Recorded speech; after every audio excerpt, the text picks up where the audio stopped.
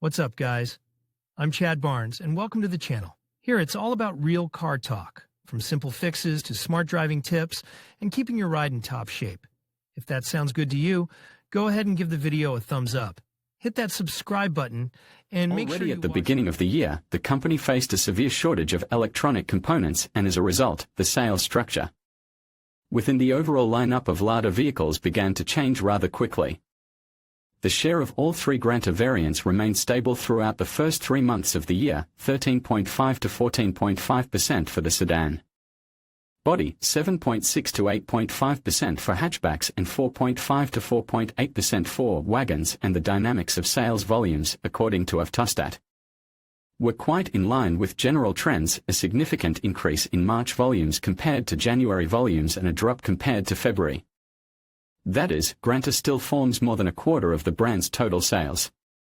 The share of Vesta sedan already in February decreased from 20.2% in January to 18% in February and 17.2% in March, and this decrease was accompanied by a drop in the number of registrations, but the share of Vesta SW remained quite stable, 15.8-16 and 3%, with sales growth in relation to January by 6.9% and a drop in March by 12%.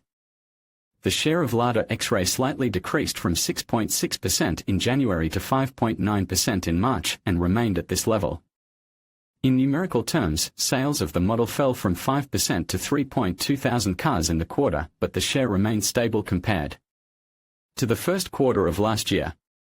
A decrease in the share of Lada Lager sales can be considered a surprise. In January and February it amounted to about 14%, and in March, 12%. There was a decline in interest in the classic 3-door Niva, which is now called simply Lada 4x4. In January, registrations of this model amounted to 7.4%, and in March, only 5%.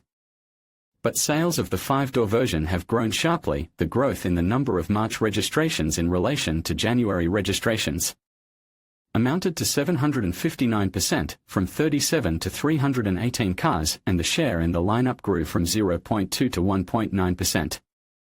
This is probably due to the peculiarities of production. The 5-door Niva was promised to be taken out of production at the end of last year, allowing for the possibility of assembling in January the last cars from the remnants of welded bodies. How the new conditions will affect the production, we will see in the near future, but the probability of continuing production is not high.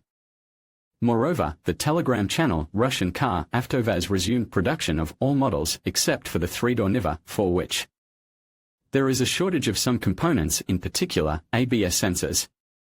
Against the background of the departure of the 5-door Niva legend, the demand for Niva travel has grown. In January, the share of registrations of this model amounted to 9.7%, and in March, already 15%, with a total growth of 26%. However, it should be taken into account that the number of new car registrations could not be affected by the shutdown of the plants in Toliati and Izhevsk, which occurred on March 23. Moreover, the issue with production in the second quarter has not been resolved yet. Avtovaz has not actually come out of the corporate vacation. Right after the formal resumption of production on April 29, another vacation due to the shortage of components was announced, which will last until mid-May. And there is no guarantee that the supply situation will be resolved by mid-May. No less interesting is the question of the share of cars with automatic transmission. Until now, Lada cars were equipped with Jatco automatics and variators, as well as VAZ's proprietary AMT robot with a German ZF actuator. The deficit of these units at the plant began to be felt already at the beginning of the year, and as a result, the share of Lada cars with automatic transmission decreased by half, from 15.6% in January to 7.4 to 8.6% in February-March. According to dealers in the showrooms of many cities by mid-April, there are almost no 2-pedal versions, and, of course, this problem will primarily affect such models as Vesta SW and X-Ray. So, for example, the share of X-Ray with automatic transmission, which was 67.7% in January, in February fell to 24.4%, and for Vesta SW similar indicators amounted to 46.1% and 19.4%. We will see the consequences of the long production shutdown next month, when the sales statistics for April will appear, and we will Be able to understand how the structure of the Lada lineup will change in 2 or 3 months. In conclusion, the first quarter of this year has marked a significant turning point for Lada as we witness the onset of automatic transmission shortages and the gradual phase-out of the 5-door Niva.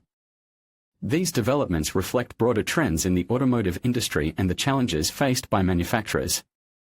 As Lada navigates these changes, it will be crucial to monitor how these factors impact sales and consumer preferences moving forward. The landscape of the automotive market is evolving, and Lada's response will be key to its future success.